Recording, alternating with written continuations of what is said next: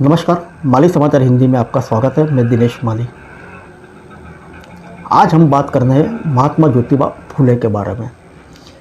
छत्रपति शिवाजी महाराज को दुनिया के सामने लाने वाले महात्मा ज्योतिबा फुले ही थे। महात्मा ज्योतिबा फुले ने महिलाओं की शिक्षा के लिए उनका योगदान उल्लेखनीय है। ब्राह्मणों और पुरोहितों की व्यवस्था को उन्होंने खुलकर विरोध किया और बिना उनके विवाह संस्कार शुरू करवाया और इसे मुंबई हाईकोर्ट से भी मान्यता मिली। आज यह आंदोलन जोर पकड़ चुका है। वह संभव भारत के पहले समाज सेवक है जिन्होंने बाल विवाह का विरोध किया और विधवा विवाह का समर्थन किया। वह अछूत समझे जाने वाले दलित वर्ग की स्वतंत्रता और समानता के प्रबल समर्थक थे। जब लोग दलित की परछाई से कतराते थे, ज्योतिबा फुले ने अपने घर का पानी उनके लिए खोल दिया था। नतीजा यह हुआ कि उन्हें जाति से बहिष्कृत कर दिया गया और बाद में ब्राह्मणों के दबाव में पिता ने उन्हें घर से निकाल दिया। उन्होंने समाज के दबे कुचले वर्ग के लिए ब्रिटिश शासन से भी टकराने से गुरेज नहीं किया। इस खबर को हम आपको उनके ब्रिटिश शासन से भिड़ने के 2 किस्से सुनाते हैं। साथ ही छत्रपति शिवाजी महाराज से जुड़ा एक और किस्सा जिसे समाज का एक बड़ा वर्ग नहीं जानता। लोग आज छत्रपति शिवाजी महाराज की विरासत पर दावा तो करते हैं, लेकिन बहुत लोगों को यह पता नहीं है कि शिवाजी महाराज को दुनिया के सामने लाने वाले महात्मा ज्योतिराव फुले ही थे। लेकिन शिवाजी महाराज के किस्से से पहले 2 घटनाएं तो यह बताई जाती है कि महात्मा ज्योतिबा फुले का भारतीय स्वतंत्रता आंदोलन के साथ ही देश की व्यवस्था को बेहतर बनाने में कितना बड़ा योगदान था।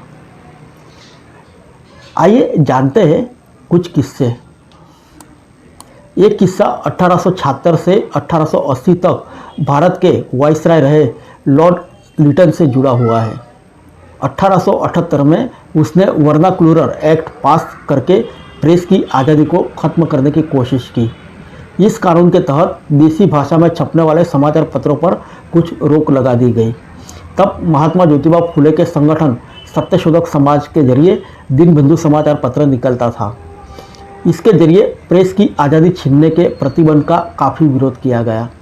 इस प्रतिबंध के 2 साल बाद 1880 में लिटन को पुणे आना था। पुणे नगर पालिका के तत्कालीन अध्यक्ष लॉर्ड लिटन का भव्य स्वागत करना चाहते थे। महात्मा ज्योतिबा फुले नगर पालिका के सदस्य थे। वह यह बात से असहमत थे कि टैक्स पेयर का पैसा लिटन जैसे आज़ादी के विरोधी व्यक्ति पर खर्च किया जाए। उन्होंने प्रस्ताव रखा कि लिटन की बजाय उस पैसे को पुणे के गरीब लोगों की शिक्षा पर खर्च किया जाए। पुणे नगर पालिका में उस समय 32 नियमित सदस्य थे, जिनमें से अकेले महात्मा ज्योतिराव फुले उस प्रस्ताव के खिलाफ वोट किया था। एक और ऐसा मौका आया जब ब्रिटिश राजकुमार के सामने गरीब किसानों की आवाज़ उठाकर सबको हैरत में डाल दिया। महात्मा ज्योतिबा फुले के एक दोस्त थे जिनका नाम हरिरावजी चिपलूणकर था। उन्होंने महारानी विक्टोरिया के पोते ब्रिटिश राजकुमार और उनकी पत्नी का सम्मान में एक कार्यक्रम का आयोजन किया था। उस कार्यक्रम में महात्मा ज्योतिबा फुले को भी जाना था। उस भव्य आयोजन में जहां तमाम लोग हीरे मोती के गहने और शानदार वस्त्र पहनकर गए थे, महात्मा ज्योतिबा फुले कार्यक्रम में किसानों जैसे कपड़े पहनकर गए। इस पर सभी लोगों की नज़र उन पर टिक गई। तब ज्योतिबा फुले ने राजकुमार से कहा कि अगर राजकुमार वाकई में इंग्लैंड की महारानी की भारतीय प्रजा की स्थिति जानना चाहते हैं तो वह आसपास के गांवों का दौरा करें। उन्होंने राजकुमार को अछूतों के बीच भी जाने का सुझाव दिया ताकि राजकुमार उनकी दयनीय स्थिति को समझ सके। उन्होंने राजकुमार से आग्रह किया कि वह उनके संदेश को महारानी विक्टोरिया तक पहुंचा दे और गरीब लोगों को उचित शिक्षा मुहैया कराने का बंदोबस्त करें।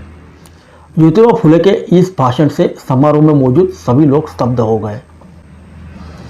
अब आते हैं शिवाजी महाराज से जुड़े किस्से पर। आज पूरे महाराष्ट्र की राजनीति छत्रपति शिवाजी महाराज के इर्द गिर्द घूमती है, लेकिन इस बात की जानकारी बहुत कम लोगों को है कि छत्रपति शिवाजी महाराज का इतिहास पूरी तरह से दफन हो चुका था। उन्हें दोबारा महाराष्ट्र में स्थापित करने का श्रेय महात्मा ज्योतिराव फुले को ही जाता है। महाराष्ट्र के लेखक धनंजय कीर द्वारा महात्मा ज्योतिराव फुले की लिखी जीवनी महात्मा ज्योतिराव फुले भारत सामाजिक क्रांति के पितामह में इसका वर्णन साफ मिलता है। इसमें उन्होंने लिखा है कि फुले ने छत्रपति शिवाजी महाराज की राजधानी रायगढ़ का बड़े ही आदर और उत्सुकता से दौरा किया। वो ज्योतिराहुई थे जिन्होंने पहली बार छत्रपति शिवाजी महाराज की समाधि को खोजा था, जो कि सूखे पत्तों और पत्थरों से ढकी पड़ी थी। उन्होंने छत्रपति शिवाजी महाराज पर एक गाथा भी लिखी थी, जून 1869 को प्रकाशित की गई थी। उस गाथा का शीर्षक था शिवाजी महाराज का जीवन काव्य। आज महाराष्ट्र के तमाम राजनीतिक दल छत्रपति शिवाजी महाराज की विरासत पर दावा करते हैं, लेकिन तमाम नेता इस इतिहास का जिक्र करने से कतराते हैं। लेकिन डॉक्टर बाबा साहेब आम्बेडकर ज्योतिबा फुले की महानता और सामाजिक कामों से काफ़ी प्रभावित थे। यही की वजह से उन्होंने महात्मा ज्योतिबा फुले को अपना गुरु माना था। फिर मिलेंगे अगले बुलेटिन में अन्य किसी खबर के साथ। तब तक के लिए इजाज़त दीजिए। नमस्कार।